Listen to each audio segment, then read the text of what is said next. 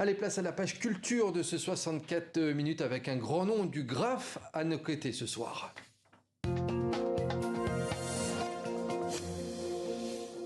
Il est l'un des maîtres de l'art de rue dans le monde, l'un des fondateurs du mouvement graphe même.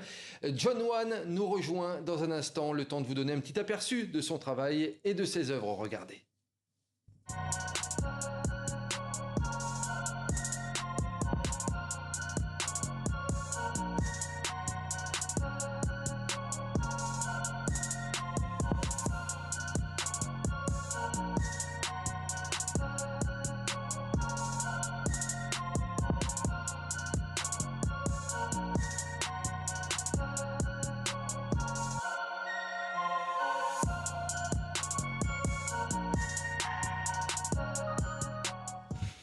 Et bonsoir John One. Bonsoir. Alors c'est toujours un événement de vous recevoir puisque vous êtes rare dans les médias, notamment à la télévision, il faut le dire. Oui. John One, on ne vous présente plus, hein, vous êtes l'un des pères et l'un des grands noms du graffiti mondial, vous qui avez commencé à New York, votre ville natale au début des années 80. Et on vous invite ce soir pour cette grande exposition parisienne qui vous est consacrée, c'est à la péniche Fluctuart, c'est à partir du 11 septembre, ce sera jusque mi-décembre, jusqu'au 21 décembre. Oui. Et donc merci de venir nous en parler en avant-première, John One. Okay. Cette exposition, elle s'appelle Carte Blanche. Oui. Donc ça veut dire qu'en gros, vous avez eu carte blanche pour venir présenter votre travail des années 80, 90 à aujourd'hui, c'est ça? Oui, ça montre toute une évolution de mon travail. Depuis tout mon parcours artistique ici à Paris, c'est très intéressant d'avoir l'évolution de cette forme d'expression que je prends. Parce que vous êtes, on peut le dire, hein, le plus parisien des artistes new-yorkais. Ça fait quelques années que vous êtes installé en France. Oh oui, je pense, j'adore la France. Et les Français, c'est des gens très ouverts. Tu sais, la France, ils ont une chose que les autres pays n'ont pas, c'est cette art de vivre. Ça correspond bien avec mon esprit.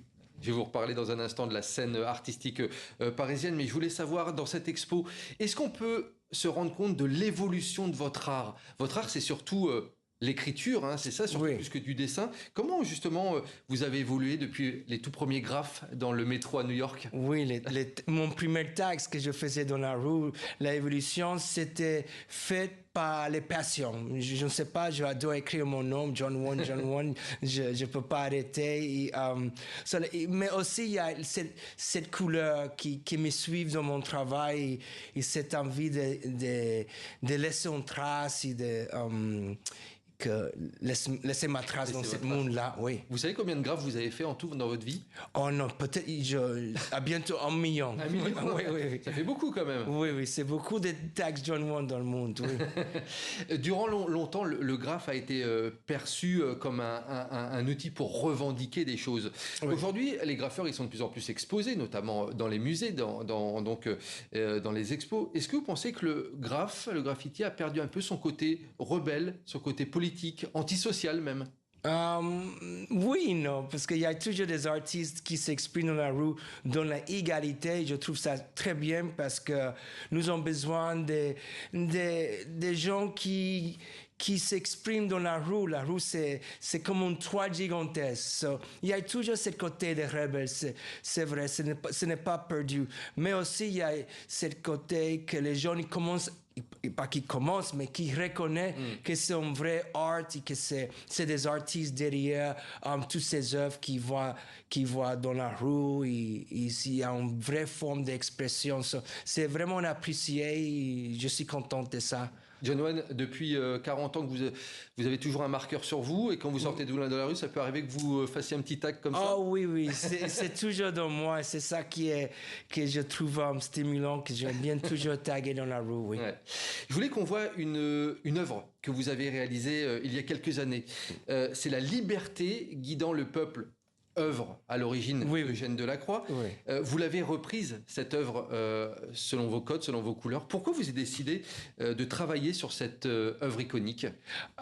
J'étais demandé par Claude Barthelon, l'ancien président de l'Assemblée nationale, a fait une chose qui exprime la liberté, égalité, fraternité. Et quand il m'a proposé ce projet-là, c'était une période que la liberté, c'était pas une chose que s'était mis en question.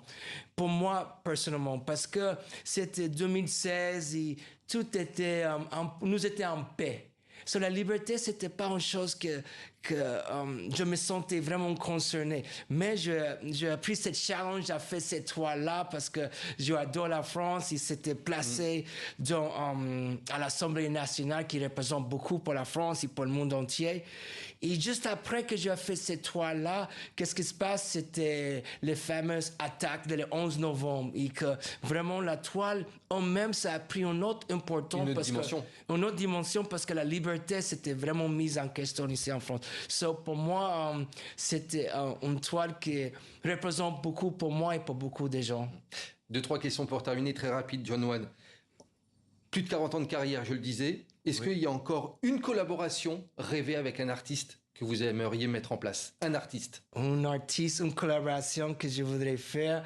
Ah oui, je voudrais peindre. C'est pas un artiste, mais je voudrais peindre l'Arc de Triomphe. Je pense avoir mon propre avenue comme Victor Hugo. L'avenue John One, ou Boulevard John One. Ah oui, une avenue John One à Paris, c'est ça? Oui, ça c'est un bon reconnaissance pour moi, oui. Donc l'Arc de Triomphe. Et un autre endroit dans le monde, dans la francophonie, ou un pays, vous aimeriez peindre? Je ne sais pas où, mais si je suis invité à un lieu, je suis prêt à peindre. À peindre, oui. L'Arc de Triomphe, c'est pas très loin de TV5. Oui. Donc, si vous avez ça peut être la prochaine base de travail. Merci beaucoup, John One. Merci à vous. Et je le rappelle, Carte Blanche, c'est donc le nom de votre nouvelle expo. C'est à la péniche Fluctuart à Paris. C'est à partir du 11 septembre. Merci d'être venu la présenter en avant-première. Et c'est jusqu'au 21 décembre. Merci, John One, d'avoir été notre invité. Merci.